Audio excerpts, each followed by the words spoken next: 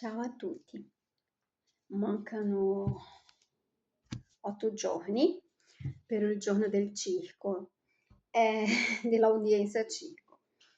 E come appunto ogni giorno che passa, voglio essere fiduciosa, ma è un po' difficile. Preferisco continuare con la mia sequenza di video. Allora, io oggi il famoso libro che ho parlato nel video del mio riassunto esiste, è qua, ok? Questa è la versione originale inviata dalla diretta scrittrice nella mia email, quella che ho detto che non mi ricordo esattamente se era Libero, se era Virgilio, se era Gmail, mi ricordo che io avevo creato apposta e che tra il nome c'era Sicilia. Si chiama, questa è la versione originale, L'ombra di Calogero. La stessa scrittrice, un anno dopo, circa 2 anni dopo, insomma, lei mi ha chiamato in 2 situazioni. La prima per mandarmi questo libro. La seconda, quando già aveva scoppiato un po' la bomba all'interno del nostro nucleo familiare, e lei mi ha chiamato per dire: Carla, io ti avevo detto di non dire niente, ti ho chiamato per dire che ha detto queste espresse parole. La casa editrice, diciamo così, mi ha chiesto di riscrivere un'altra edizione per rendere il libro più diciamo, leggibile. Io ci tenevo a dirti. Quindi, se voi cercate questo libro, fino a qualche anno fa trovavate su Amazon, si chiama L'ombra di Calogero di Anna Lisa Pergolizzi. Se la nuova versione, la nuova edizione non è uguale a questa, perché ripeto, lei stessa mi ha chiamato e ha detto che è stata obbligata dalla casa editrice a cambiare alcuni passaggi. Quindi la nuova edizione non ho letto, non so se è ancora disponibile.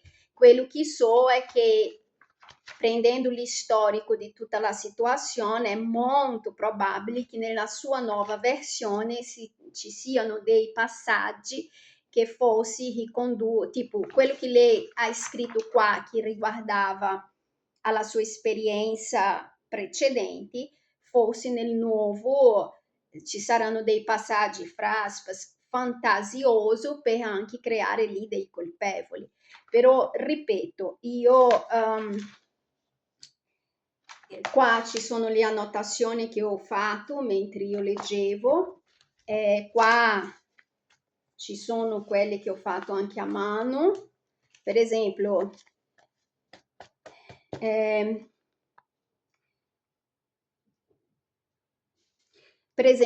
faccio un esempio, praticamente, introduzione, praticamente da tutta la vita vivo a Catania, città da sempre considerata al centro dell'economia siciliana, conosciuta anche per il degrado sociale e umano, aumentato nel corso degli anni.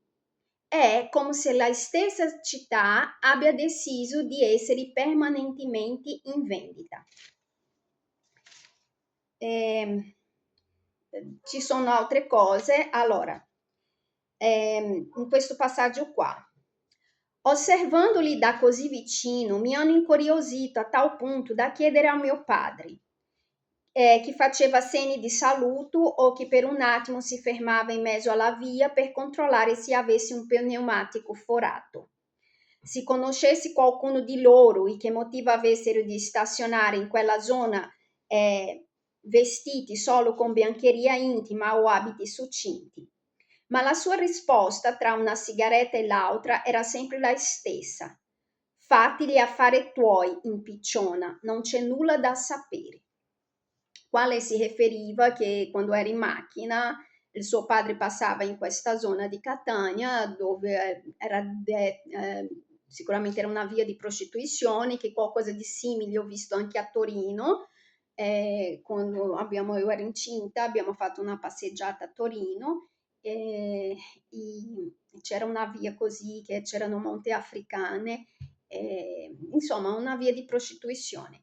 Per me che sono brasiliana non mi stupisce perché in Brasile, Fortaleza, le grandi città del Brasile, non so come sia adesso, però anni fa, dopo una determinata ora si passi lì, vedi le persone che si prostituiscono, ma anche a Bolzano, sotto un, mi ricordo anche anni fa, quando io ero appena arrivata, che non conoscevo molto, ho passato in macchina e ho visto che c'era. Comunque lei si riferisce al fatto che il suo padre passava spesso in quella via, lei era piccola, non capiva perché le persone erano vestite in quel modo e che lui aveva questo atteggiamento, salutava qualcuno, si fermava per controllare la gomma e quando lei cercava di capire il perché, lui diceva fatti gli affari tuoi, impicciona, non c'è nulla da sapere. Io ho segnato come uno, e si guardi qua e ho scritto l'osservazione, espressione usata di frequenti, seguita dagli atteggiamenti, non vedo, non odo, non so di che cosa parli. Questo qua è la risposta che io avevo quando mi incuriosivo di qualcosa che io trovavo, qualche atteggiamento, era una frase proprio tipica, non so di che cosa parli, non so di che cosa parli, quando in verità era un qualcosa di successo. Per esempio qua, io anche mia madre era dello stesso avviso. La cosa non cambiava neppure quando chiedevo ai miei fratelli più grandi, che continuavano a ripetere la medesima frase. Cosa ti interessa? Perché ricade in quello che ho già spiegato negli altri video e che appunto è un atteggiamento tipicamente della omertà siciliana. Tutti si coprono la spalla, fanno finta, no, non è così, non è così. E che poi combacia molto bene anche con il modo di essere dei trentini. Adesso questa associazione Trenti-Sicilia è veramente preoccupante perché è la fame con la voglia di mangiare insieme. E così prosegue il libro. Quindi non è una immaginazione mia, il libro esiste, ripeto, è in mio possesso dal 2016, io l'ho letto, queste annotazioni l'ho fatto, metti 2017, c'è stato un periodo che ho lasciato in custodia della mia professoressa, ma coincidenza o meno, gli è successo un piccolo incidente, come non sono nata ieri, per la sua sicurezza, anche perché lei è venuta spaventata anche da me, e anche lei ha cambiato atteggiamento dopo questa cosa, e io l'ho ripreso. Io avevo lasciato in custodia lei perché già allora io avevo paura che succedesse qualcosa con me, però dopo ho ripreso. Questo qua invece è, per esempio, le bugie che lui parla adesso, ripeto, io non conoscevo le malattie mentali prima di mettersi con il padre del mio figlio. Quindi era un universo completamente nuovo per me, determinati atteggiamenti per me era difficile da interpretare come sia pericoloso come lo vedo oggi, infatti cerco di proteggere mio figlio, sia perché sì, era completamente fuori del mio universo. Quindi la pediatra del mio figlio all'epoca, io avevo accennato qualcosa a lei e lei aveva consigliato la UCIPEN. Quindi che cosa ho fatto? Ho detto ok, facciamo così, facciamo una terapia di coppia. Quindi io ho chiamato la UCIPEN, però ho preso appuntamento a nomi suoi, ho anche spiegato questo nel video, perché esistono i famosi protocolli, ok? E è diverso dall'italiano per gli stranieri, perché per gli stranieri loro partono dalla teoria di Lombroso, e per voi stranieri lusi per loro, secondo la teoria di Lombroso, tutto ciò che non è europeo ha una tendenza criminale o una malattia mentale. Quindi per preservare sia mio figlio, sia appunto essere trattata come esseri pensanti, anche se io ho messo nel nome del suo padre. abbiamo fatto alcuni incontri, però io ho capito anche la limitatezza, nonostante la mia stima a loro che ci hanno seguito, che era la Tiziana Mighetti e ho scoperto quest'anno che si chiamava Alessandro, che io non mi ricordavo, però mi ricordavo il suo cognome che era Alessandro De Gasperi. Qual è il problema? È che, allora, la Tiziana capiva dal punto di vista, diciamo, femminile, nel senso ormonale. Logico che quando tu sei vicino al ciclo non è che hai tutta questa pazienza, principalmente io per l'istupidità, perché la pazienza non è la mia virtù, non è mai stata. Però d'altronde De Gasperi è molto maschilista. Allora, il problema è che se tu sei maschilista, ma tu sai fare un maschio, è un conto. Allora, essere maschilista per difendere un topo, aí non ci siamo proprio.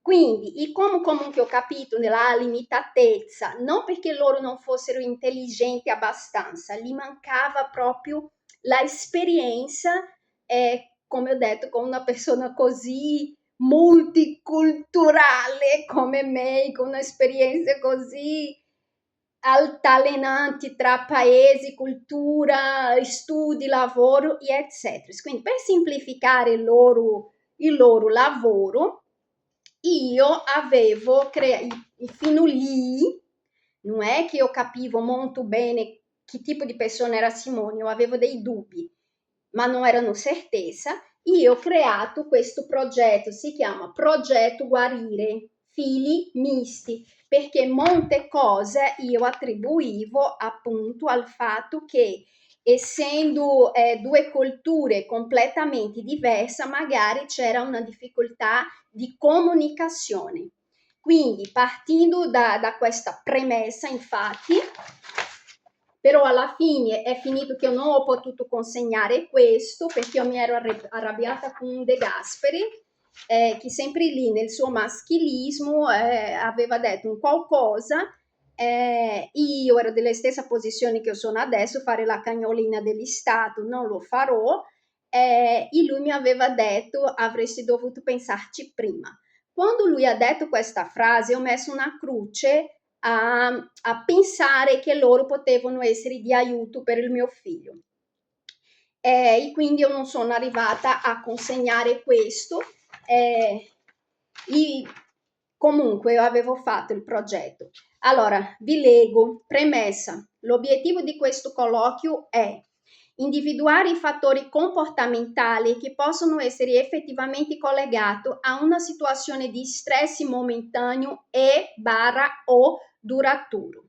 2. Le dichiarazioni sono di carattere confidenziale, il cui scopo non è trovare colpevoli o colpe, ma lavorare sulla consapevolezza di ciò che fu o è sbagliato, per cercare di creare, percorrere una strada dove tutti i coinvolti, cioè io, il padre, il figlio, possono recuperare la serenità e la realizzazione personale.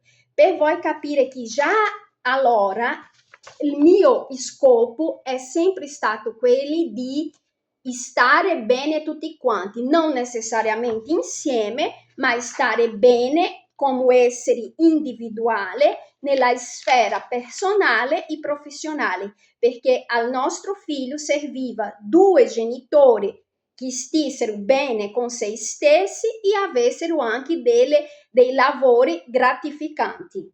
E questo è sempre stato il mio obiettivo. 3. Il quanto dichiarato non può essere usato come incriminatorio verso il soggetto attivo delle circostanze. Vedi, al contrario di lui, io anche qua già avevo tutelato il fatto che le cose che lui ha fatto all'epoca erano già gravissime, ma appunto il mio scopo non era incriminare lui per le sue azioni, perché io partivo del presupposto ancora che, ok, se una persona è malata, dobbiamo avere un attimo di riguardo. Quindi io già avevo detto che non volevo usare i suoi fatti per fare male a lui, semmai dovevo parlare su quello che stava succedendo, non per creare colpa o incriminarlo, ma per cercare soluzioni valide per tutti quanti. In quanto è passato troppo tempo dell'accaduto e non ci sono testimonianze, anche perché appunto la bocca di queste persone è ma tu non puoi provare, tu non puoi provare. Quando tu senti uno che dice tu non puoi provare, puoi essere sicuro, è un criminale, è la frase tipica dei criminali. Purtroppo ho imparato questo a dure pene, è la verità. Al di fuori leggo dall'inizio. Il quanto dichiarato non può essere usato come incriminatorio verso il soggetto attivo delle circostanze, in quanto è passato troppo tempo dell'accaduto e non ci sono testimonianze al di fuori del dialogo acceso fra le parti e eventuale supposizione di cosa sia davvero accaduto da parte di terzi. Questo mi riferivo giustamente a quello che diceva la sorella, quello che diceva l'altra sorella, che lui negava e che io non posso sapere perché io sono arrivata, non è che io c'era quando loro erano piccoli o più giovani, quindi 4. Ci sono forti indizi che ciò che viene dichiarato trovi conferma nella realtà anche di qualcun altro parente stretto. Qua mi riferivo proprio alle sue sorelle, anche al suo fratello che è uno che difende all'anima, lui però io so cosa è successo nella loro infanzia, perché questo mi ha raccontato molto prima ancora che rimanessero insieme e appunto io lì per lì non ho dato, mi è sembrato strano, ma non ho dato tanto peso. Però oggi me ne accorgo che già era un indizio che non andava bene. La sfida sta proprio in capire dove esiste un rischio concreto ed evitare che le prove arrivino alle spese della madre e del figlio, perché appunto io avevo già all'epoca paura di quello che sta succedendo oggi. Aspetti positivi. 1. Tutti i coinvolti sono disponibili a un percorso di riabilitazione e guarigione terapeutica. PS, escluso uso di psicofarmaci, perché appunto a fatica io avevo convinto lui a andare a questa UCIPEN, a fatica avevo convinto lui a fare questo percorso, però lui stesso già aveva paura dei psicofarmaci non prescritti a me, perché ripeto, nessuno mi ha mai prescritto, voi mi chiamate di pazza, ma io ho avuto a che fare con dei psichiatri, più che altro per curiosità o per forza delle circostanze. Per esempio, quando sono andata da Italia in Brasile in pieno Covid, ho dovuto rinnovare la mia patente in Brasile e lì è previsto la visita a tutti quanti e anche nonostante tutto a posto, io mi sono anche confrontata col mio cugino, quelli là che io dico che è stato direttore dell'ospedale psichiatrico militare, quindi con pazzi, lui sapeva a che fare, quindi era lui che aveva paura. Infatti abbiamo interrotto il percorso perché nell'ultimo giorno che io non sono andata, proprio la Tiziana e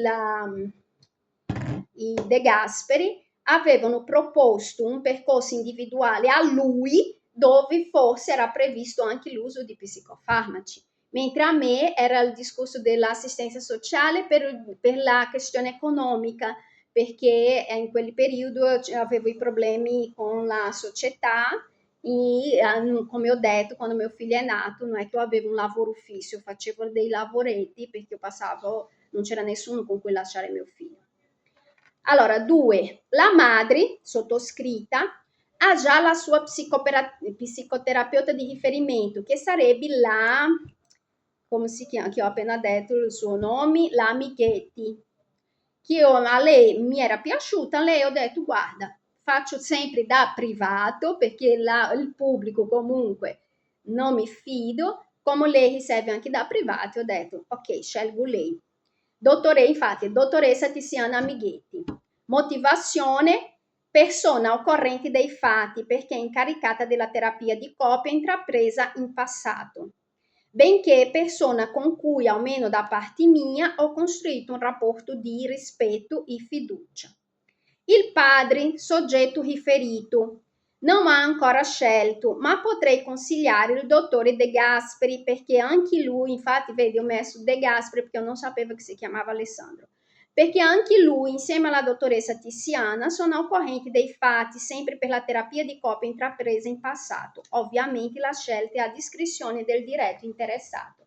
In verità questo progetto l'ho fatto un po' prima del Covid, della crisi del Covid, che io ero adesso leggendo. Sì, avevo pensato prima, però dopo ho voluto consegnare dopo. Incertezza per il futuro, premorienza di uno o entrambe le parti. Perché io avevo fatto questo progetto? Perché appunto già avevo paura di succedesse qualcosa di grave a me, sia per fonti diretta, per fonti indiretta o di modo naturale. Io ho sempre temuto per il futuro del mio figlio. Motivazione: madre, sono viva, dunque posso morire. Il Covid-19, pregresse chirurgia, perché avendo fatto delle chirurgie delicate, in effetti se io subisco un incidente è molto probabile che io muoio, non faccio in tempo ad arrivare in ospedale.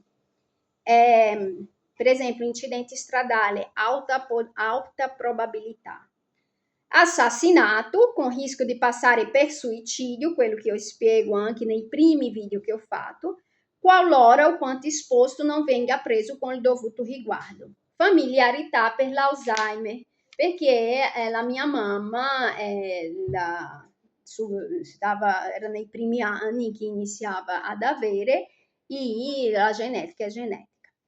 Incertezza per il futuro, padre perché è vivo, dunque puoi morire, Covid-19, mancanza di cura verso la propria salute in generale, quindi adesso che lui mi addossa il discorso del denti, che perché, insomma, quella immagine di vittima che lui fa alla mia spesa, in verità io sono stata la prima a preoccuparsi con il suo degrado del corpo, che lui nonostante io dicevo vai, fai, lui no, no, no e no. Incidenti stradali, anche se poca probabilità, familiarità per le malattie cardiovascolari, perché come quello del libro, il suo papà ha avuto più di un attacco cardiaco. Infatti io scherzo sempre, ma è ancora vivo perché mi sembra assim, surreale una persona che ha avuto tanti infarti essere ancora vivo, con tutto rispetto alla persona. Familiarità per malattie di natura psichica, esempio depressione e disturbi alimentari del sonno, perché per la sua sorella, perché oltretutto la sua sorella aveva disturbi alimentari. Allora, i fatti: pregressa amicizia con la moglie di interessato, nel caso io ero amica della sua ex moglie. Concretamente si lamentava delle stesse cose, scarsa cura di se stesso e della casa, infinite ore davanti al computer, inappetenza sessuale o stravaganze. Questo era quello che mi riferiva lei su di lui quando noi eravamo amiche e io e lui tipo non sognavamo neanche di mettersi insieme. È pigrizia morbosa che io ovviamente come lui sa disfassare molto bene davanti alle persone, lei mi raccontava queste cose, io tenevo presenti, ma era difficile di riscontrare quando io ero davanti a lui, perché davanti, quando eravamo tutti e tre, effettivamente lui dimostrava essere una persona completamente diversa. La sua ex moglie ha definito la famiglia di lui maledetta, perché c'è stata una volta che ho detto ma perché non fate un figlio? Così era nel contesto della conversazione. E lei mi ha fatto così perché anche lei fumava come lui e lei ha detto Carla perché la sua famiglia è maledetta. Io non avevo capito il motivo, assim, esatta, non avevo colto cosa lei voleva dire con maledetta, però come lei ha usato una parola forte, ho capito che io ero entrato in un discorso che non mi riguardava E, insomma, non ho chiesto ma perché. Nonostante ao telefono sembrava avere un bel rapporto, perché appunto è uguale. Allora, io sono diventata lei, uguale. Nonostante lei diceva questo della sua famiglia, se tu mi senti parlare al telefono o mi sentivi parlare al telefono con il suo padre o con la sua madre o con il suo fratello, tu non intravedi rizza, anche perché fondamentalmente loro si dimostrano sempre molto disponibili, non è che tu a una persona disponibile sei lì, no, tu litighi con chi vuoi litigare con, credo. 5. La sua ex moglie trascorreva molti mesi a Catania e lui rimaneva a Trento. Io vivevo nell'Alto Adige e non c'entravo niente con i loro problemi coniugali. Anche dopo che sono andata in Brasile 6 mesi, per esempio, era una cosa normale nella loro routine che lei passava tutte le estate giù e lui praticamente da solo qua.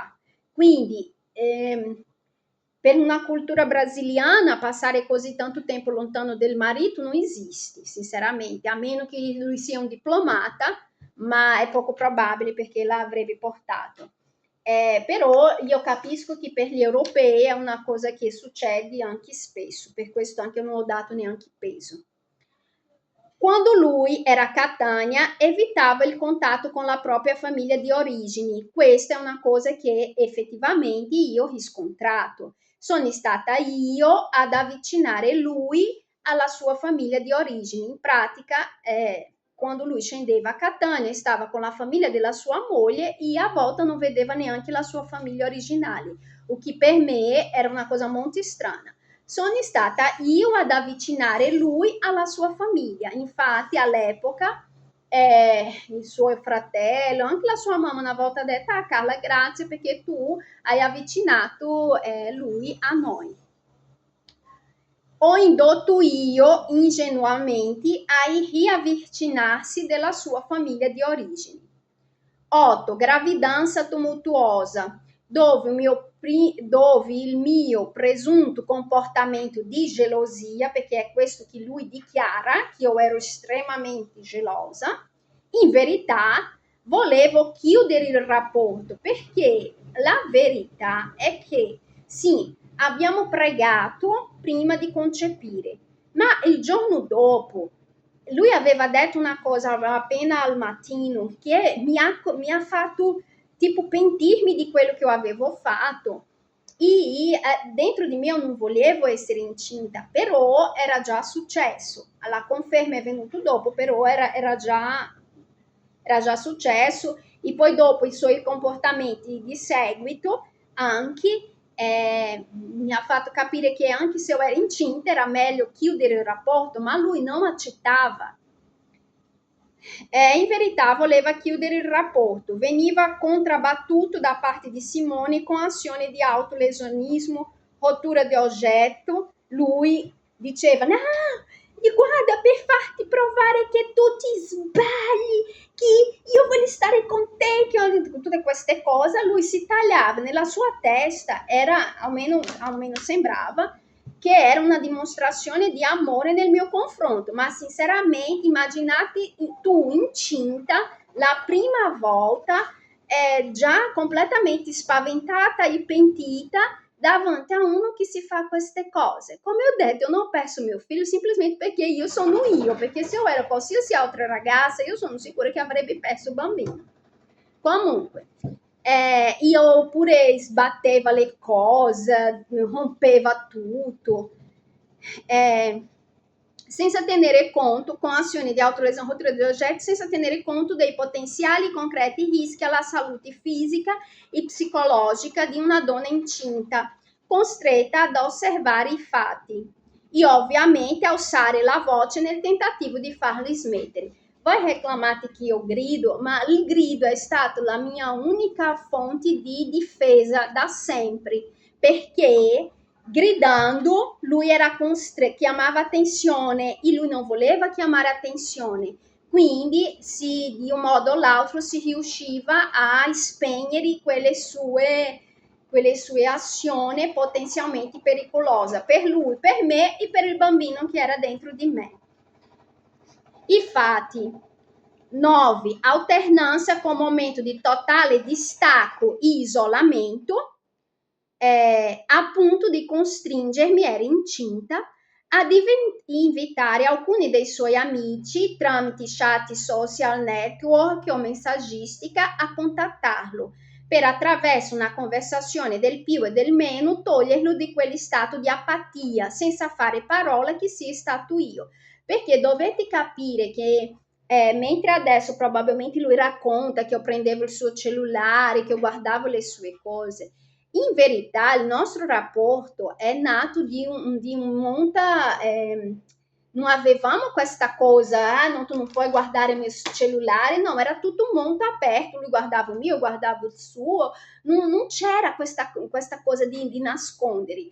E poi, come io ho conosciuto effettivamente i suoi amici, in generale mi sono sempre trovata bene con tutti quelli che ho conosciuto, e non capendo quello che stava succedendo, cercando di aiutare, quelli che io ritenevo più idoneo a fare lui uscire di questi momenti che io non riuscivo a capire, e io chiamavo e loro volentieri mi ascoltavano come mi ascoltavano fino adesso, il suo famoso migliore amico, anche adesso in questa crisi, quando avevo problema con la mia macchina, l'ho chiamato e lui mi ha aiutato. Sono sempre stati così tutti quanti. Non mi hanno mai detto di no. 10. Durante questi colloqui, la conversazione aveva un carattere splendido. Usava i miei ragionamenti, le mie parole come se fossero sue. Perché ho iniziato a spaventarmi con lui? Perché quando io ascoltavo lui parlare con questi suoi amici, allora intanto lui usciva di questo stato di apatia e tornava ad essere quello con cui io mi sono messa. Però ho iniziato a spaventarmi perché lui riproduceva le mie stesse parole a queste persone come se fossero sue, anche il ragionamento. E è una cosa che lui ha sempre fatto. L'ultima volta è stata con la sua nuova capo, Eliani. Per esempio, quando eravamo ancora là alla Vischi, lui mi accusa di essere andata fuori testa o qualcosa del genere. In verità io già arrivavo dai lavori stanca, trovavo la cucina, come ho detto, a volte non riuscivo neanche a mangiare perché chi io mettessi a posto era già oltre mezzanotte. E lui, come non si trovava bene con questa capo Eliani, era lì a parlare, babà, ma lei ha fatto questo, lei ha fatto questo, e ero io che dicevo, guarda, fai così, fai così, fai così, per cercare di migliorare il rapporto, perché in effetti continuare a lavorare così, e lui faceva quello che io dicevo, questa Eliane o i suoi capi venivano e dicevano, no, ma bravo, sono contento che tu hai parlato, che avete trovato una strada, e lui si prendeva il merito proprio come se fosse stata un'iniziativa sua. Ma no, erano tutte le cose che dicevo io a sera di lui fare.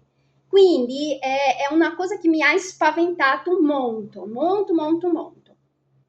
E ha iniziato anche ad accendere la spia che c'era qualcosa di strano nella sua mente.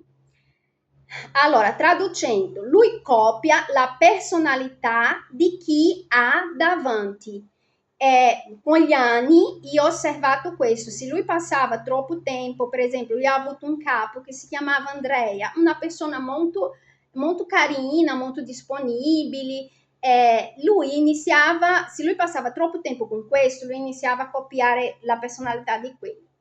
Si passava troppo tempo con me, iniziava, infatti per questo all'inizio ci siamo trovati bene, perché infatti lui mangiava insalata ogni giorno, felice e contento, è praticamente diventato vegetariano, per dire, e quindi quanto più tempo lui passa con una persona, lui inizia a copiare la personalità di questa persona, e è una cosa pericolosa, perché per esempio se in questo momento, quando lui ha iniziato a frequentare Gianni per esempio, probabilmente ha iniziato a copiare la personalità di Gianni. Il problema è perché Gianni è troppo influenzato, sì, è un uomo molto intelligente di quello che ho capito, però però ha subito troppo traumi e è molto manipolato, molto. E poi la sua rabbia, in pratica con Gianni sta succedendo quello che è successo con me, hanno distrutto la sua vita. E lui, mentre io voglio solo liberarmi di tutta questa gente e ripartire serena, a lui è rimasta quella potere, sembra veramente essere nei Signori degli Anelli, dove lui è diventato quelli là, il Signore del Male, del Castello del Male. Quindi se lui si avvicina di una persona che ha questa sete di potere, senza scrupoli, lui inizia a imitare. 11. Autolesionismo mentre a voce incolpa me. Ecco, quello che ha fatto adesso la denuncia, a chi lui incolpa i suoi attacchi di autolesionismo? A me. Attribuendo la colpa delle sue azioni o lasciando intendere da chi non fossi presenti, ma solo udenti, che lo stessi picchiando, che è quello anche che mi ha spaventato quando eravamo ancora nell'appartamento a Trento, Ottavo era piccolissimo, che lui ha iniziato a autopicchiarsi e faceva lasciami, ma come se fossi io ero dell'altra parte. Anche quello mi ha spaventato molto. Motivo per cui più di una volta ho chiamato le forze dell'ordine per chiedere di portare me e un mio figlio in una casa protetta. Appena prendevo il telefono, lui smetteva. Finché c'è stato il giorno che io effettivamente chiamato, però loro hanno detto no, lei deve venire qua con il bambino. Io ho detto non posso perché il bambino è piccolo. Quando lui ha visto che io effettivamente avevo chiamato, lui ha chiamato, però quando lui ha chiamato le forze dell'ordine sono venuti, che è stato un po' prima del Covid, è stato in quel momento che io ho deciso di andare con Ottavio in Brasile, perché in quel periodo anche io stavo pagando proprio la valutazione psicomotoria di Ottavio con quella psicologa clinica che ho parlato, che la sua figlia studiava con Ottavio studiava nel Sacro Cuore, quindi tramite conoscenze eccetera, io stavo cercando di tutelare Ottavio, allo stesso tempo mettersi in salvo, e insomma, però assim, non potete dire che io non ho cercato aiuto, ho sempre cercato, il problema è perché la mia voce non avete mai ascoltato. E all'epoca io non riuscivo a capire il perché io ero ancora nei primi anni di liceo. Io ho capito il perché la mia voce non è mai stata ascoltata, purtroppo, quando già era un pochettino tardi, che è quando ho fatto il quinto liceo. Io ho studiato per bene quel periodo del fascismo, che io conoscevo il fascismo, ma non così nei dettagli, non da un punto di vista socio-economico, culturale in Italia. Lì ho preso la coscienza di classi che dopo 10 anni in Italia io non avevo. E ho capito che io disturbava anche solo allo sguardo alcune persone, ma io non capivo perché. Ho capito dopo, perché fisicamente io sono come le negrettine che gli alpini andavano o a stuprare o a uccidere, e alcune anche a mantenere una vita doppia, o che ovviamente faceva arrabbiare le sangue puro italiana, che erano qua le loro vere mogli.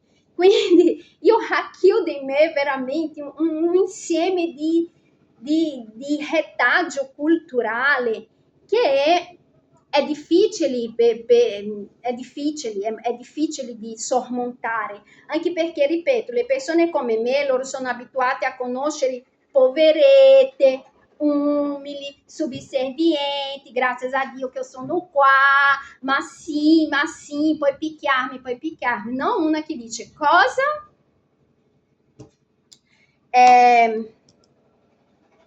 12. Sbattere la testa a un muro violentamente, spegnere tutte le luci. Chi guarda a caso è la stessa cosa che è successo dai carabinieri quando sono fatta a fare la denuncia, e succede oramai abbastanza spesso.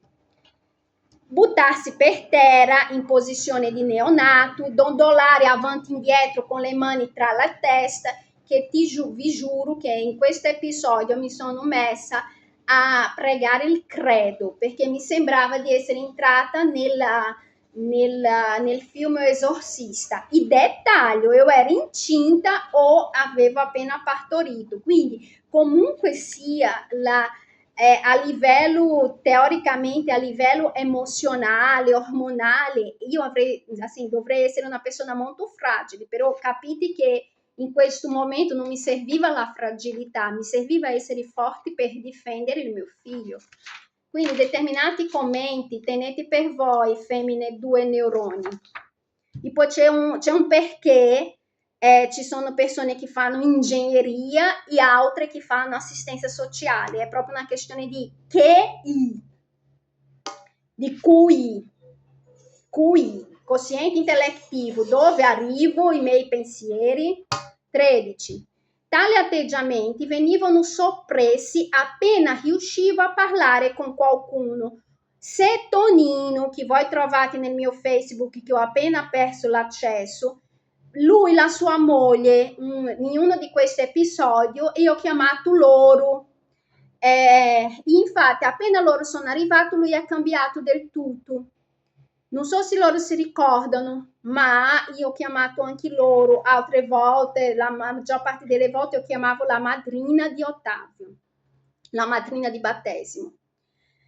La mia spia di allerta è salita quando mi sono accorta che il suo comportamento, principalmente riguardo le faccende domestiche, sembrano essere diretto a farmi esaurire fisicamente e psicologicamente per i costanti richiami, di modo che sia io quella ad alzare la voce, altrimenti lui rimane inerte e passare in automatico della parte del torto, creando una situazione vista dal di fuori che sono io la pazza. Vedi che questa strategia lui usava già anni fa, però si era un po' neutralizzato. Poi nel 2024, quando ho iniziato nuovamente a lavorare e stare bene, iniziare ad essere indipendente economicamente, lui è tornato a questa strategia qua.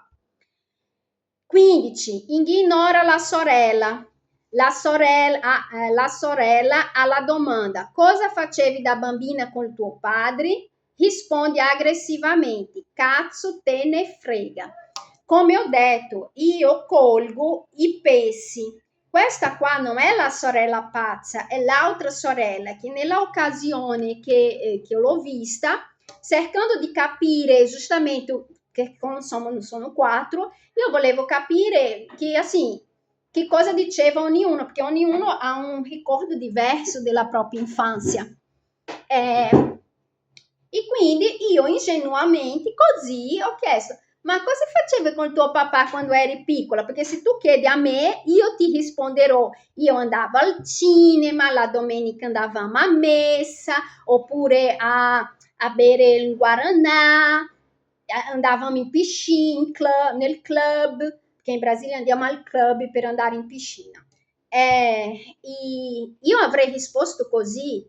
E lei invece, quando ho chiesto: tu cosa facevi con tuo padre quando eri piccola? Lei ha fatto letteralmente, ha detto letteralmente: cazzo te ne frega. Mi è sembrato un atteggiamento strano e fuori contesto, a meno che non consideriamo il racconto dell'altra sorella. Tipo, hai qualcosa da nascondere?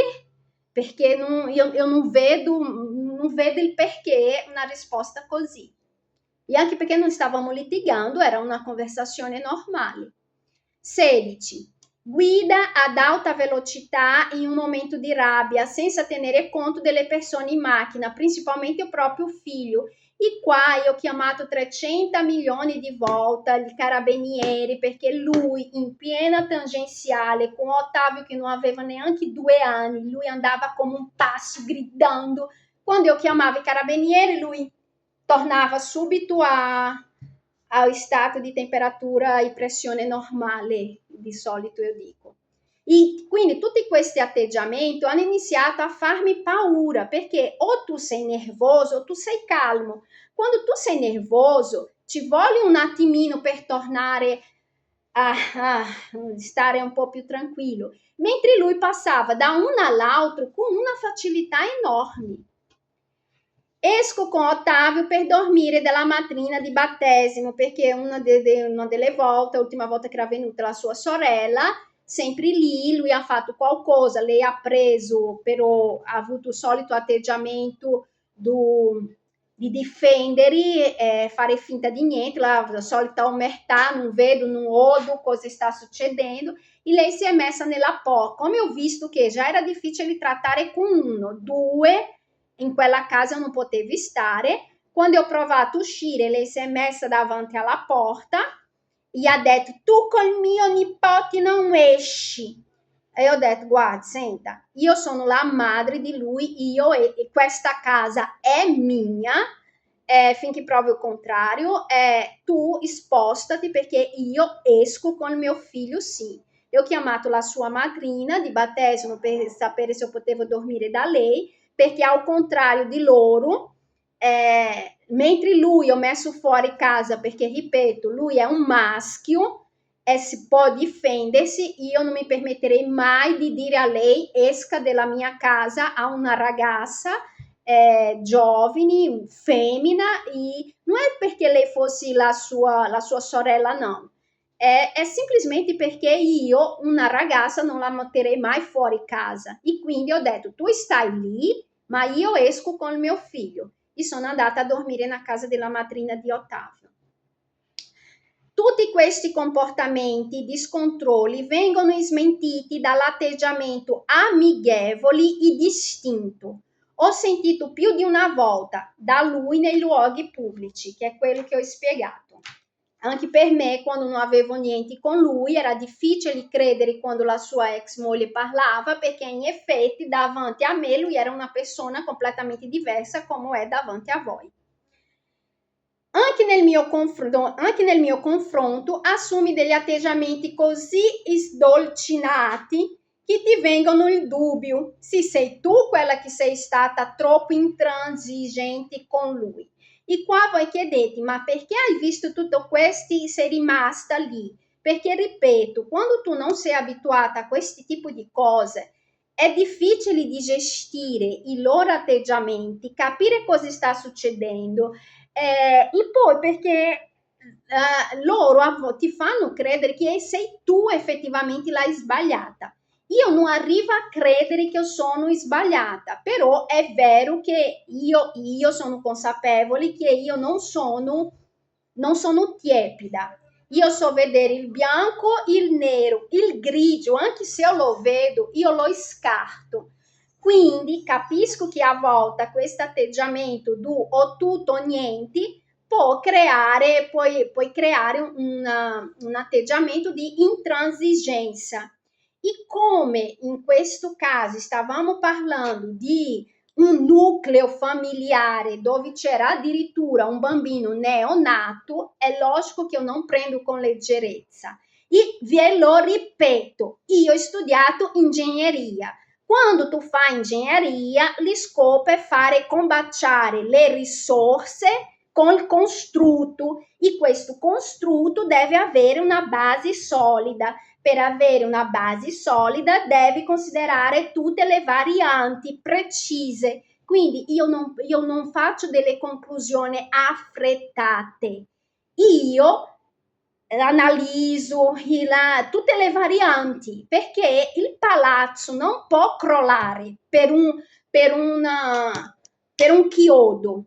E questo è il punto, è così che ragiona il mio cervello, ma il mio cervello ragiona così con tutto. È per questo che anche a volte posso tendere alla intransigenza, ma anche a troppa tolleranza. Ma non è che io sono tollerante, è perché io sto valutando le variabili, se ne vale la pena distruggere tutto per un chiodo. È questo. Allora, insomma, messaggi troppo confusi, non si riesce a capire chi sia davvero lui. Vedi che questo io già dicevo nel 2020. Fissazione e interessi di turno. Attualmente Jung, che è stato proprio Jung che li ha avvicinato di, come si chiama? Brissolin, Gianni Brissolin. Questo suo interesse già esisteva nel passato, il fatto che anche Gianni Brissolin è molto legata a Jung.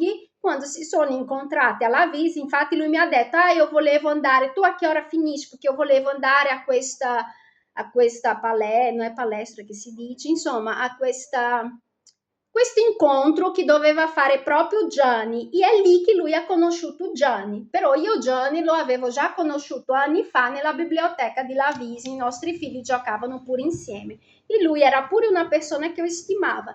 Non è che io non lo stimi, a me dispiace che dopo la morte della sua mamma lui ha perso completamente il seno. Allora, nell'ultimo episodio dove sono venuti i poliziotti, lui era immerso nell'esoterismo. L'ho sorpreso mentre leggeva il rituale di iniziazione. Lui cambiava la schermata. Lui a sera, lui dormiva molto poco, ok? Per esempio, una delle cose che si lamentava la sua ex moglie era questa, che lui passava troppo tempo sveglio a sera, quindi tu ti trovi sempre a dormire da sola. Io non faccio molto problema, não, porque eu sempre, não é que eu não sofro di attaccamento.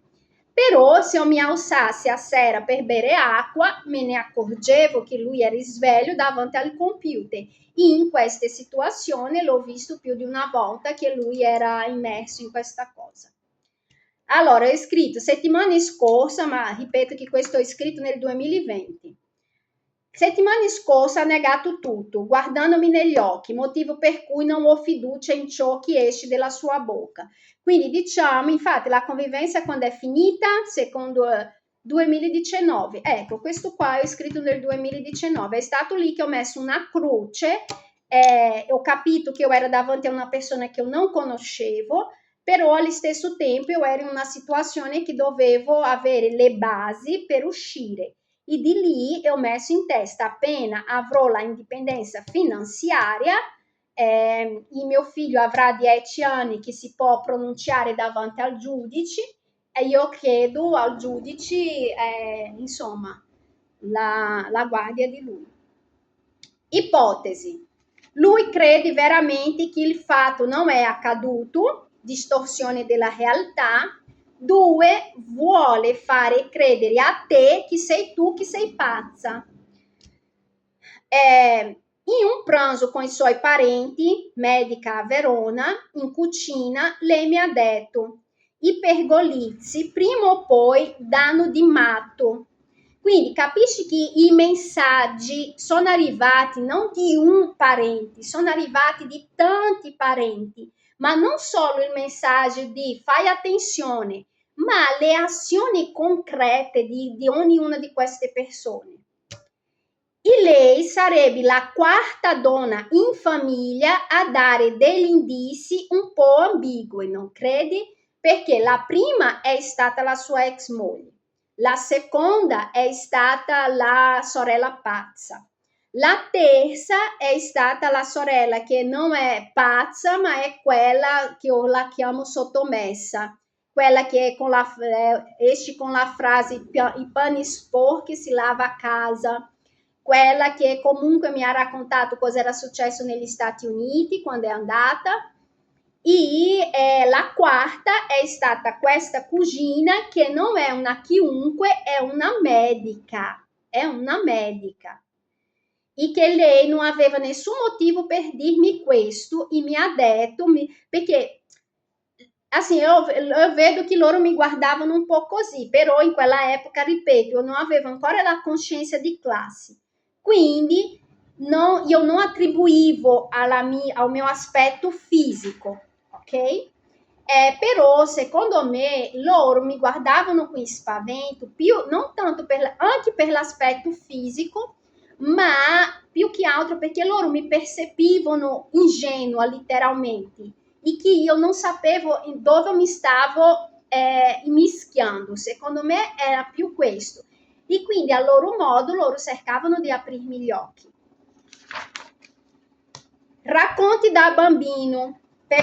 Allora, questo qua io salto perché appunto sono cose molto private, molto personali, ma che vi dico che combacia alla perfezione con tutto ciò che ho vissuto negli ultimi 8 anni. Comprovano quello che ho vissuto, la violenza psicologica che io ho vissuto con lui negli ultimi 8 anni.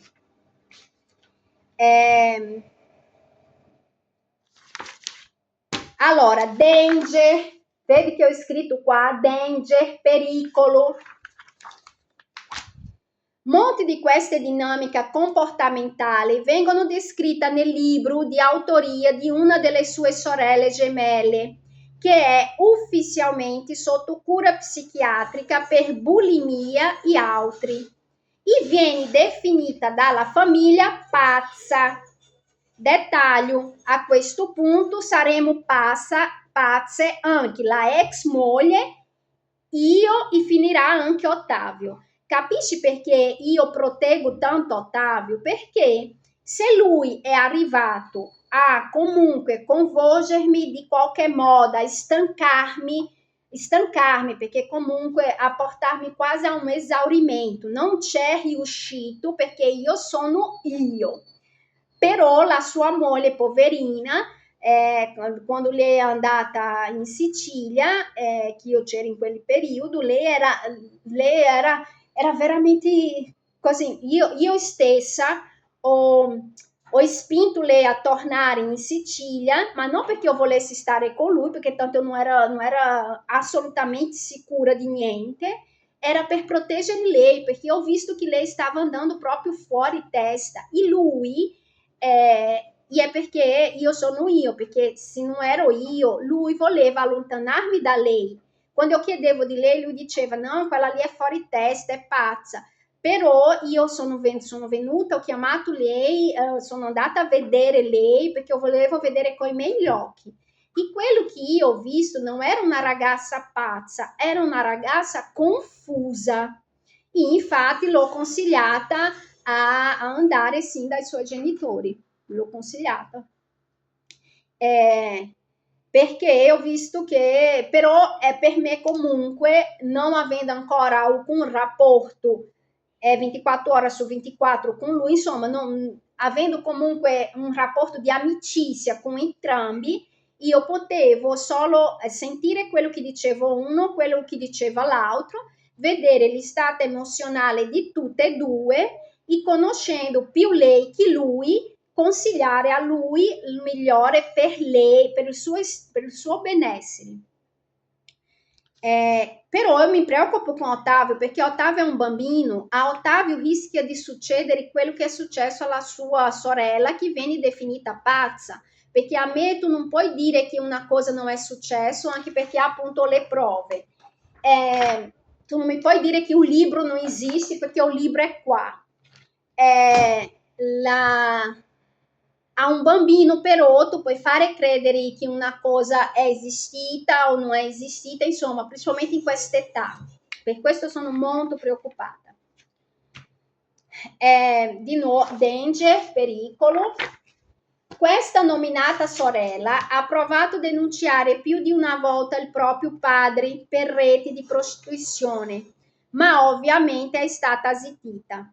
Non mi viene difficile a credere perché ogni volta che ho cercato aiuto mi sono confrontata con un sistema maschilista e muttista. E siamo nella provincia autonoma di Trento. Figurati come funzionano le cose in Sicilia per le donne che subiscono violenza. Infatti, si raccolgono i cadaveri e si fanno pubblicità sulla difesa delle donne. E di una cosa sono certa, hanno la spalla coperta fra professionali della salute e forze dell'ordine. Anche per questo mi sono trattenuta negli anni a venire di cercare aiuto delle forze dell'ordine, perché io già avevo capito nel 2019 che loro hanno le mani in pasta con questo tipo di comportamento, che giustamente questa settimana io ho avuto la conferma tramite un libro che ho pubblicato, dell'ultimo filmato che ho fatto, e faccio riferimento. Chiunque studi sulla mafia, loro agiscono così, punto e basta. Hanno la spalla coperta fra professionisti della salute e forze dell'ordine, forse anche comuni. Già in quella epoca io ipotizzavo il coinvolgimento del comune. E di sicuro scuola pubblica, per questo che io ho tante ragioni per aver lasciato Ottavio nella scuola paritaria e lontana dalla scuola pubblica. Però io non avevo messo in conto che l'Arcivescovile, nonostante sia una scuola paritaria, ma è come se fosse una scuola pubblica. È una scuola pubblica per i genitori che non vogliono lasciare i figli nella scuola pubblica o per non mischiarsi con i comuni mortali oppure per una questione di orari. Però il modo di fare dell'Arcivescovile è di scuola pubblica, perché per esempio sono sicura al Sacro Cuore le maestre non si sarebbero mai permesse di fare quello che loro hanno fatto nell'Arcivescovile. Perché? Perché quelle dell'Arcivescovile è come se fanno tutto parte di una stessa rete di criminalità. Allora, se Ottavio va in scuola pubblica e alcuni di questi fatti hanno una radice veritiera per davvero da parte della sua sorella, Ottavio sarà nelle mani delle famiglie che probabilmente hanno trasformato Simone in ciò che è, perché appunto molte cose di lui, io non conoscendo, avendo oramai ricostruito tutto l'albero genealogico e le esperienze pregresse, molte cose ho attribuito al fatto che lui è risultato così dopo le esperienze, anche perché il suo padre stesso mi aveva detto, perché loro parlano in codici, questo ho capito dopo. Il suo padre mi aveva detto: Carla, Simone è stato messo in croce. All'epoca io non avevo capito, adesso riesco a dare un senso alla sua frase. Perché la impressione che ho è che in effetti non è che loro sono come me, si sono trovati in mezzo a una realtà che non apparteneva a loro e loro si sono adattati dentro il possibile. No, non lo so, ma che c'è un qualcosa, di qualche modo sono coinvolti anche se solo indirettamente. Allora, da un mio punto di vista, trovi in lui un conflitto tra ciò che vorrebbe essere un buon padre, un marito lodato, un uomo di successo e riconosciuto, e ciò che è davvero un uomo molto intelligente con psicosi che rimandano a traumi del passato con una creatività che non riesce a esprimere di un modo pratico per la vita quotidiana, trasformare in soldi e riconoscenza sociale, perché appunto avendo questa intelligenza, che intelligente lui è molto creativo, però gli manca perché dopo, appunto, all'epoca io non sapevo dare i nomi, adesso lo so, lui sì ha lui soffre di DSA, deficit di attenzione, queste cose. È molto intelligente, però ha bisogno un po' di quadrare i pensieri. Il libro in questione si chiama L'ombra di Calogero. Mi è stato inviato via email dopo una telefonata da parte della scrittrice Annalisa Pergolizzi con sue raccomandazioni personali e una di quelle era non dire a nessuno perché altrimenti io nego, e così è stato. Lei stessa qualche anno dopo mi ha chiamato per dire, vedi che ho scritto, mi ha chiamato per dire che era stata assente perché gli editori, diciamo così, parole sue, hanno fatto lei togliere alcune parti e aggiungere altre per rendere il libro più commerciale. Ipotesi 1, è vero tutto quello che ha detto la sorella, perché appunto io lavoro su ipotesi da un momento che mi ritengo, principalmente in quel periodo, non mi ritenevo una persona qualificata per arrivare a delle conclusioni. Oggi io arrivo alle conclusioni perché sto vivendo nella mia pelle il risultato della mia ingenuità e bontà. Però in quella epoca per me erano ipotesi. La prima è vero, la seconda mi ha voluto mettere in guardia che la nuova edizione sarà diversa dalla prima per distogliere l'attenzione qualora io decidessi di rievocare questo fatto, potendo sostenere meglio che ciò che fu scritto è tutto finzione. Dubbi. Chi è Simone Vero? Ipotesi 1. Persona buona, ma depressa con problemi risolti. Ipotesi 2. Una persona completamente consapevole dei suoi atti, ma che non prova empatia. 2. Ottavio copia Simone. Ah sì, perché che ho scritto questo anche? Perché Ottavio, quando era molto piccolo, ha iniziato a fare così con la testa. Ecco perché ho portato lui, adesso mi sono ricordata, è per questo che ho portato lui da dottor Calsolaro, perché mi è venuto il dubbio se lui aveva problemi degli sviluppo o se lui copiava il suo padre. Era questo il mio scopo quando ho portato lui da dottor Calsolaro. Ottavio copia Simone perché ha visto o perché è come lui? La chiusura di Ottavio è autismo o risposta inconscia a tutte le situazioni che rievocano i momenti dove ho sentito paura e tutte le emozioni annesse ai fatti e di conseguenza anche lui perché è sempre vicino a me, perché era dentro la mia pancia. Assim, io avevo il dubbio se Ottavio agiva così, appunto, come una rimanenza di tutte le sensazioni che ho sentito, perché queste cose lui ha iniziato a fare comunque da quando io ero incinta e ha continuato, quindi ripeto, durante la mia gravidanza io ho vissuto dei momenti che solo io per non abortire. Ottavio soffre veramente di attaccamento patologico o è solo protettivo nel mio confronto? Come lo sono stata io e nessuno capiva il perché. Non mi sono allontanata da lui finché lui non era in grado di comunicare minimamente. Per esempio, sono stata molto criticata perché non ho lavorato, avrei potuto lasciare lui nell'asilo o perichito il pappagallo. Il problema è perché quando ho iniziato a vedere Ottavio con determinati atteggiamenti, ho provato a mettere Ottavio all'asilo, però intanto lui aveva determinati atteggiamenti, io vedevo il suo padre e poi per esempio quando io andavo a scuola lui metteva tutte le scarpe davanti alla porta come se non volesse che io uscissi. Io sono madre, dopo un po' io non ho potuto ignorare questo atteggiamento. Dunque, che cosa ho fatto? Ho rinunciato per stare con mio figlio finché lui non riuscisse a parlare. Perché quando mio figlio potesse dire ok mamma, io sto con papà, ok. Ma fino a questo momento, quello che lui mi dimostrava è che ogni volta che io dovevo lasciare lui con suo padre, lui andava in panico.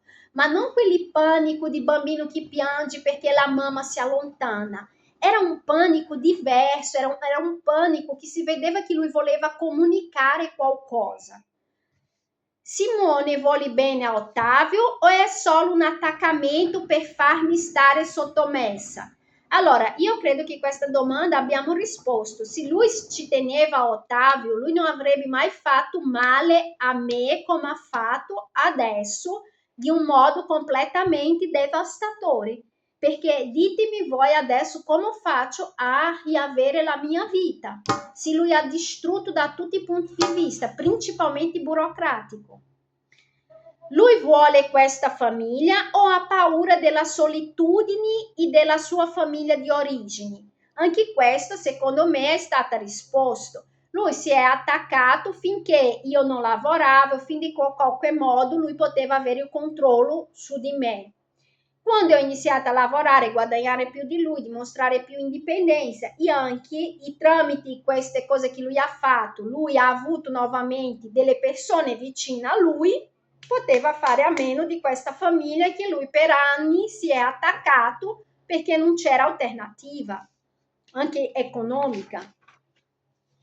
Che è stato anche tante volte si è parlato su questo, se tu non hai soldi, tu non puoi avere una vita sociale. E come negli ultimi 8 anni abbiamo vissuto nei limiti della sopravvivenza, conclusione, aiuto, ho cercato fin dall'inizio, ma purtroppo è inutile fare finta che l'apparenza non conta, la provenienza non conta. Viviamo in un mondo di apparenza, le leggi italiane sono retrograda e sfavorevoli alle donne. Le donne sono gelose, ignoranti e peggiora lo scenario se aggiungiamo il razzismo imperante.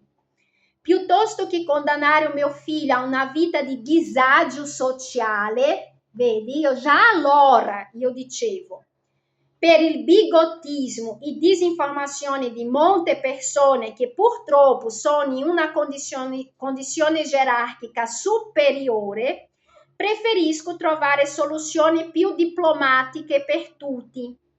Ottavio ha dei genitori che lo amano finché provi il contrario. Sono disposti a lavorare per il suo bene. Possono insieme o separati, vedi che io già dicevo in quegli anni, io già dicevo o separati, per questo a me dà fastidio quando qualcuno fa allusione che quello che sto dicendo è perché sono arrabbiata.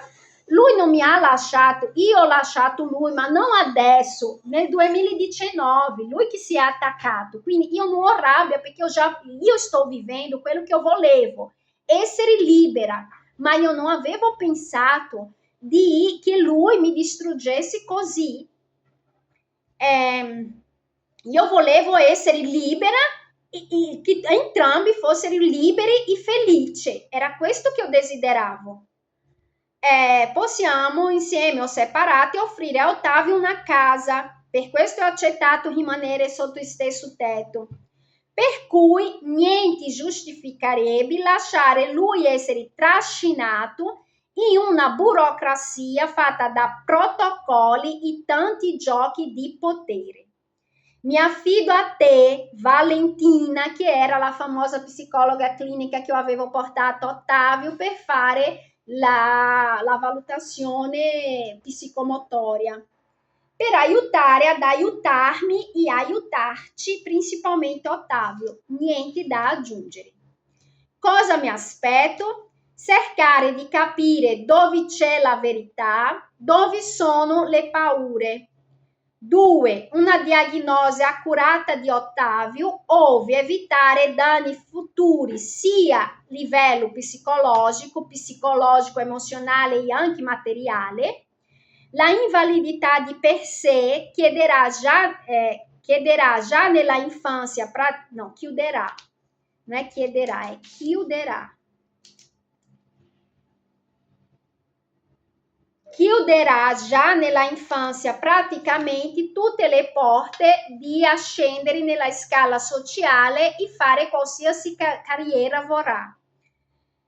Per questo non volevo una diagnosi fatta di modo superficiale. Io non ho mai detto che se ha una disabilità, ok, ma deve essere una disabilità vera, non mossa da interessi personali di persone senza scrupoli.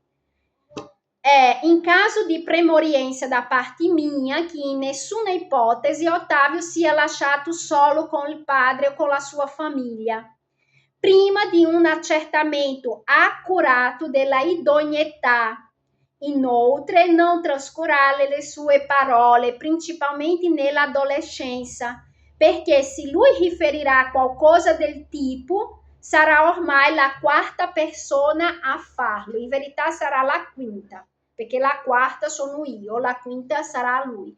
Quindi se lui dovesse arrivare a dire che o mio padre fa questo, che nessuno venga a dire no, ma non è così, perché è così, lui sarà la quinta persona a dire la stessa cosa. Contattati i miei familiari in Brasile, allegato che io avevo lasciato la lista dei contatti, sono parenti completamente inseriti nel tessuto sociale più abbienti.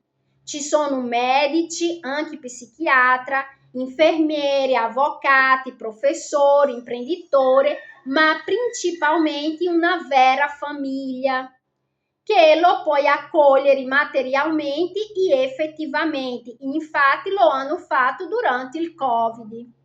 Sono filantropi, e è vero, il mio zio fa parte del Rotary Club che è mondiale, ma anche gli altri sono tutti legati con progetti di solidarietà, filantropici, eccetera. Aiutano i bambini altrui, figuriamoci se non aiuteranno il mio figlio. Inoltre, in Brasile, Ottavio ha già i suoi risparmi. A 18 anni lui avrà soldi abbastanza per fare qualunque cosa. Per questo mi preme una buona educazione scolastica ad Ottavio, perché sarà inutile avere il portafoglio pieno e la testa vuota. Questo è scritto nel 2019. Allora, premessa, non sono una immigrata economica, per cui nonostante accetto con umiltà e riconoscenza gli aiuti provinciali, il mio scopo nella vita non è crescere il mio figlio aggrappata alla soglia della povertà per godere di agevolazione alla vita. 2. Sono extracomunitaria, ho un permesso lungo soggiorno Unione Europea a tempo indeterminato. Ho tutti i requisiti per richiedere la cittadinanza per residenza. Essendo extracomunitaria, avere un indirizzo di residenza è imprescindibile. Per questo che loro hanno voluto rovinarmi economicamente, perché lui credeva che io sarei rimasta senza residenza. Loro non aspettavano che io sarei riuscita a trovare qualcuno che mi affittasse l'appartamento. Hai capito la natura di questa denuncia? Sono reduci di inesattezze burocratica, perciò sono così diffidenti verso il sistema protocolare che di solito si attiva in questi casi. Sono per le soluzioni diplomatiche perché solo queste possono conservare l'armonia e le soluzioni a lungo termine. Ricordiamoci che accusare qualcuno in assenza di prove inconfutabili è reato ed in questo caso le prove inconfutabili mancano perché appunto è la mia parola contro quella di lui. C'è in corso la pandemia Covid-19. La legge italiana è arretrata e favorisce il padre. Siamo disciplinati non della patria potestà, ma della genitorialità condivisa, in quanto abbiamo sottoscritto il contratto di convivenza moro-uxorio. Vedi che io non avevo escluso la genitorialità condivisa, anche io l'ho proposta. La priorità è la salute di Ottavio, ma anche la preservazione della sua idoneità burocratica. Traducendo, lui non merita e non ha bisogno di finire fra i disagiati sociali, in quanto lui ha una madre che può provvedere al suo accudimento, seppur con aiuti, e anche una famiglia pronta ad accoglierlo quando e ove sarà necessario fuori dall'Italia. Il problema? Figlio all'epoca, qua parliamo del 2019, ok? Figlio con confermato ritardo dello sviluppo, vedi dottoressa Valentina, in un contesto familiare piuttosto incerto, in quanto la figura paterna in questi 4 anni, vedi mio figlio aveva 4 anni, non ha costruito un rapporto di legame emozionale con il proprio figlio e cooperazione costruttiva per la crescita e la convivenza serena all'interno del nucleo familiare, nonostante a livello di mantenimento materiale sia stato del tutto presente e devoto.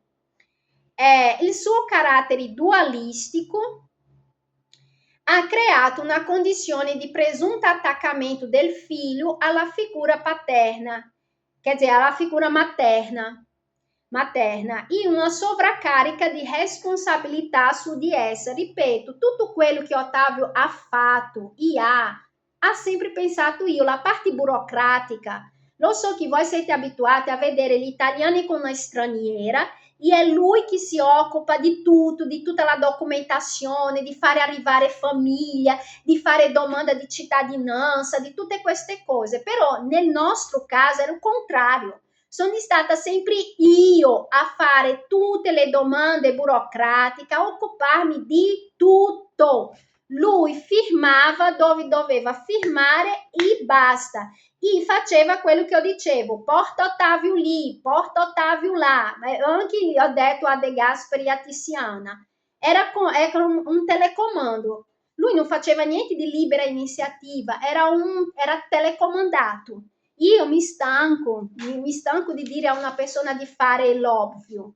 Un conto è spiegarti di fare una cosa che va fuori l'ovvio, però puoi stare lì a dire l'ovvio e poi perché comunque è lui l'italiano, non io. Comunque sia, andiamo avanti. E una sovraccarica di responsabilità su di essa che ha completamente bloccato la sua capacità di provvedere materialmente a se stessa e di proseguire tutti i progetti facilmente raggiungibili. Per esempio, io il liceo l'ho interrotto tantissime volte. Ma perché? Per fare fronte a queste problematiche che succedeva a casa. Che porterebbe benefici concreti sia materiali che immateriali alla sua prole. Nel 2023 io ero finalmente riuscita, tramite l'acquisizione della qualifica per agenti rappresentanti, e adesso lui mi ha distrutto. Situazione attuale, 2019, questo qua. Anno. Un comune che favorisce per tutto e in tutto la figura paterna, in quanto italiano, una madre spaventata della idea che per consuetudine, razzismo e leggerezza di valutazione il suo figlio venga sottratto della medesima e consegnato a colui di dubbia personalità, un bambino che ha bisogno con urgenza di un ambiente sereno. Situazione giuridica della parte, che sarebbe io, nel 2019, sono per le soluzioni diplomatiche perché altrimenti i risultati non riusciranno mai a pagare i danni morali, psicologici e emozionali miei e del mio figlio. Non uso nostro perché se così fosse adesso non sarei qua. Inoltre, senza patteggiamento la legge favorirà di ogni modo lo Stato ed Otávio cadrà nelle mani della burocrazia o al padre che avrà i mezzi economici forgiati di difendersi, che è quello che sta succedendo adesso. Per cui chiedo aiuto, ma un aiuto che mantenga il figlio incolume fisicamente, moralmente e burocraticamente. Data a gravità dei fatti che non possono essere provati di modo inequivocabile, ma che necessitano di attenzione. La situazione è complessa, per cui richiede un piano di azione basato non in presa di posizione tempestiva, ma dal mio parere seguendo una strategia dove la soluzione avvenga di modo restauratore e non distruttivo per tutte le parti coinvolte. Non sarò io o la legge ad allontanare Ottavio di modo definitivo dal padre, ma solo la sua stessa consapevolezza quando sarà in grado di intendere i voleri. Allora, già da qua si capiva che io non ho mai avuto la intenzione di allontanare il figlio del padre. Il problema è che nel 2025 io non posso più sostenere che Ottavio abbia qualche vicinanza con il padre, perché oltre alla gravità di quello che già era successo in passato, c'è stata la ciliegina sulla torta, che prima era una violenza psicologica, però lui è sfoggiato in una violenza fisica davanti al bambino. Uno. Secondo, come se già non bastasse la situazione complicata, lui ha culminato con una denuncia falsa che comunque ha compromesso la mia vita completamente da tutti i punti di vista. Questa sua denuncia, anche se tutti dicono non preoccuparti, si vede che è infondata, tutto quello che è, ma ci vorrà il suo tempo, c'è comunque il suo disgasto. Quando io vado a firmare un contratto, io non posso più dire che non sono a conoscenza che ci sia una querela sul mio conto. Io non posso più dichiarare questo, perché lì io dichiarerei il falso. Quindi lui ha compromesso la mia vita. Io non posso difendere una genitorialità condivisa con una persona che conscientemente ha fatto male non solo al figlio, ma anche a me, perché non può dire che non sapeva cosa succederebbe. Quindi io adesso chiudo, perché tutto ciò che io avevo per dire pubblicamente riguarda questa storia. Qua ho delle foto non faccio vedere la foto, comunque qua c'è la foto dei suoi attacchi di autolesionismo, qua c'è la lettera che io avevo scritto alla direttrice, che io avevo chiesto di tenere questo materiale. Guarda, ecco, dicembre, c'è pure la data. Vi leggo. 30-18 dicembre 2021. Cara questa mia professoressa, che io la stimavo molto. Avevo promesso a me stessa di non parlare più, ma lo devo fare per l'ultima volta, perché mi dispiacerebbe non avere l'opportunità di farlo in futuro. La prima cosa è grazie, perché sei stata e lo è tuttora. Piango per la mia ingenuità. È tuttora un balsamo per le anime sofferenti. Grazie per l'attenzione e il rispetto che mi hai sempre riservato. Perché appunto stiamo parlando di una persona di una cultura elevatissima, bianchissima, occhi blu, e lei non mi ha mai fatto sentire a disagio, anzi lei mi ha sempre spronato a realizzare il mio sogno, che era fare giurisprudenza. Per questo io andavo al liceo, per fare giurisprudenza. Grazie per l'attenzione e il rispetto che mi hai sempre riservato. Questa non è una lettera di addio, ma una richiesta di riguardo nel mio confronto e in quello di Ottavio, che ha conosciuto da quando ero in pancia.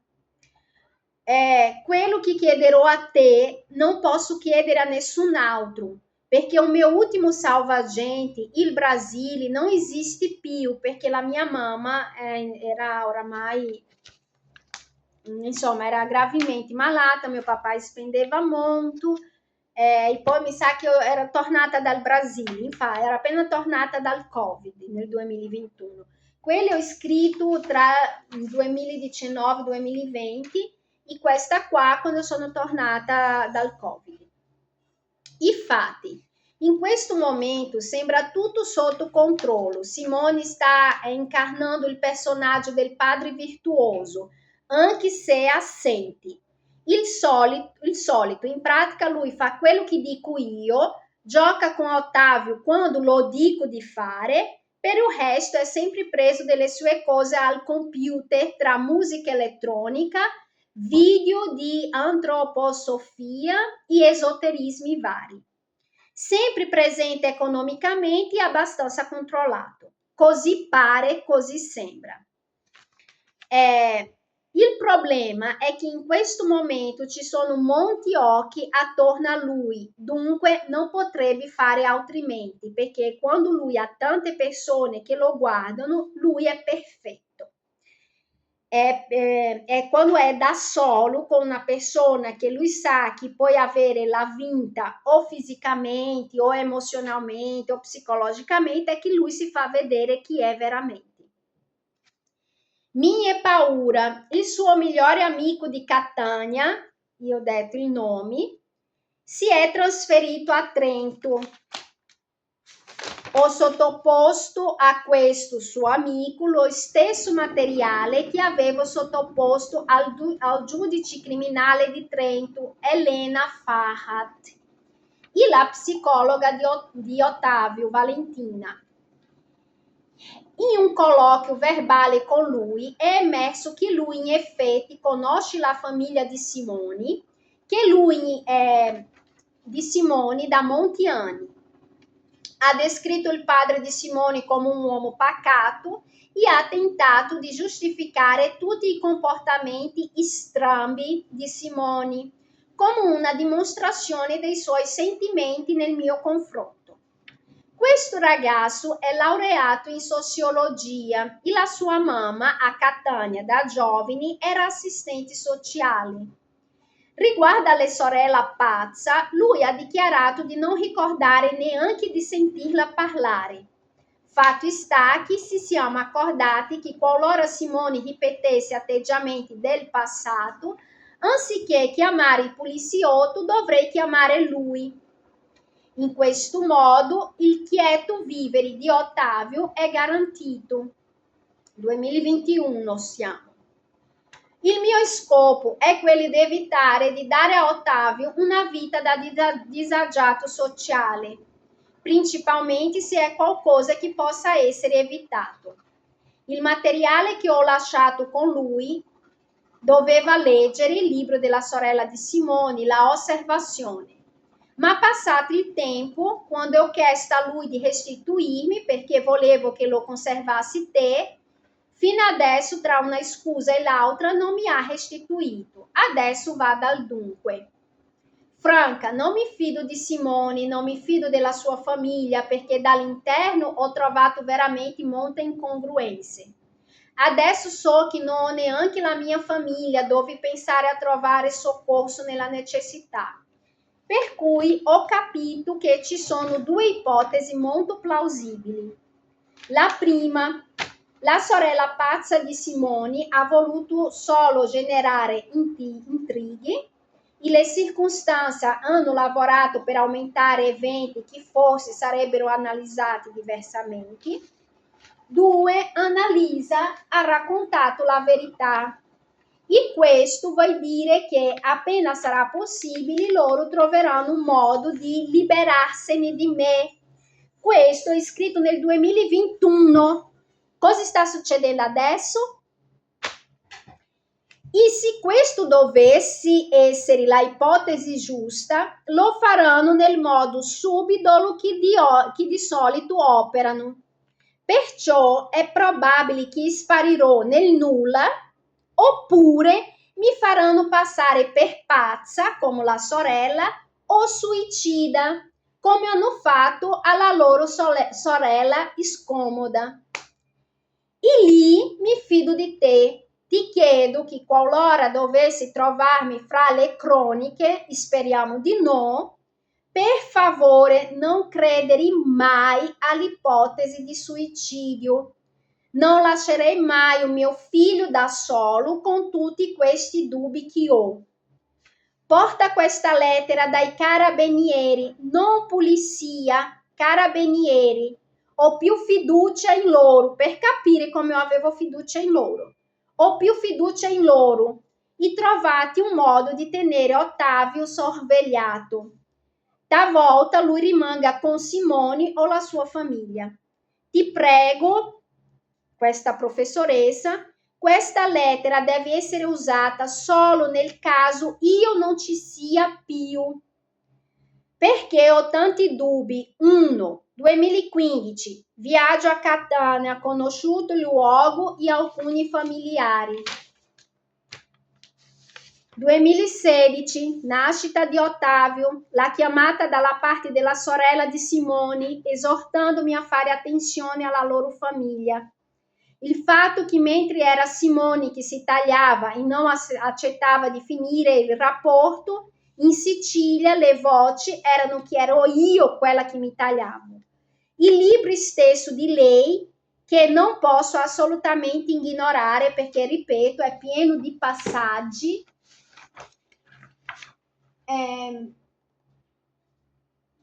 è pieno di passaggi che somigliano a quello che lui mi ha fatto passare quando io ero incinta principalmente, che nel libro fa allusione anche al fatto che il personaggio agiva così con il scopo fare questo personaggio del libro abortire di modo spontaneo.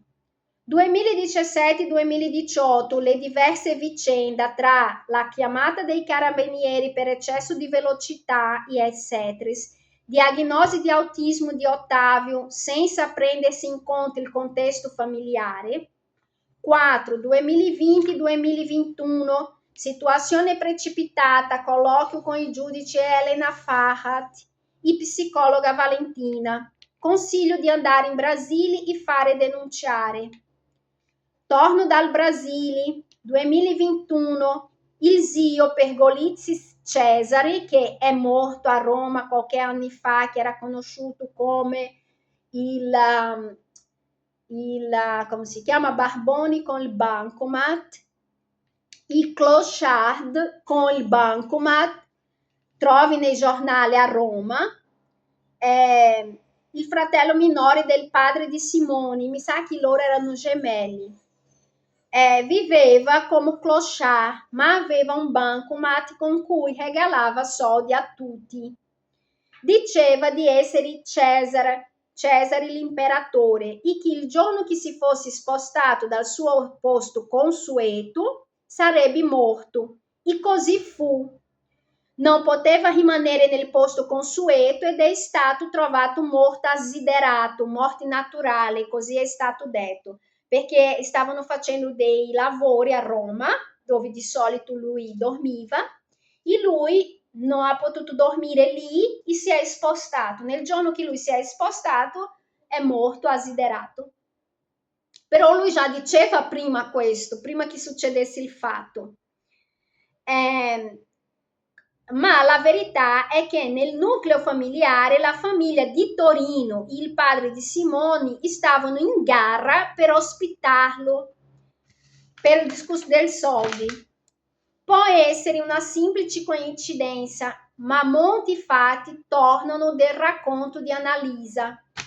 6. Franca, se sparisco, chi sentirà la mia mancanza sarà Ottavio, nessun altro. Quando ho indagato sulla origine dei soldi di questo zio di Simone, non ci sono risposte obiettive, solo racconti di viaggi in America. Loro hanno familiare a Hollywood. Schema Catania, Torino, Milano, Stati Uniti. Simone evita Catania, suo fratello evita il nord. E quando tu leggi un libro che ho letto 2 giorni fa, appunto perché a ogni mafioso viene assegnato un determinato territorio e loro non possono spostare senza una previa autorizzazione. Insomma, Franca, può essere solo bizzarra coincidenza, ma può essere tutto vero. Quello che Annalisa ha provato a raccontare nel libro ai carabinieri a Catania, finché è finito come ufficialmente malata psichiatrica, che è quello che loro stanno cercando di fare con me.